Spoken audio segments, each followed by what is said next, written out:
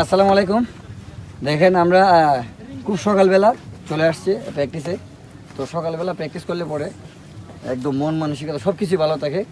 তো আমরা প্র্যাকটিসে শেষে জামালপুরের একটা ছেলে, সে দেখেন ফুটবলকে ভালোবেসে জামালপুর থেকে ছুটে আসছে হবিগঞ্জ একাডেমিতে দাদার উপর নির্ভরশীল, কিন্তু দাদার উপর বিশ্বাস করে সে জামালপুর থেকে আসছে।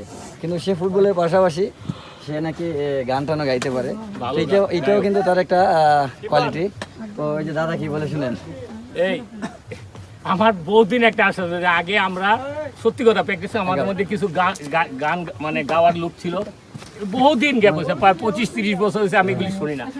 জামালপুর থেকে আসছে সে, আমি দেখি তার ব্যাগ খুললে পরে ডুগডুগি আর একটা হলো ওই জিঞ্জুর।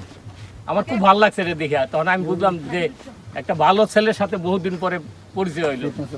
তুই দুইটা লাইন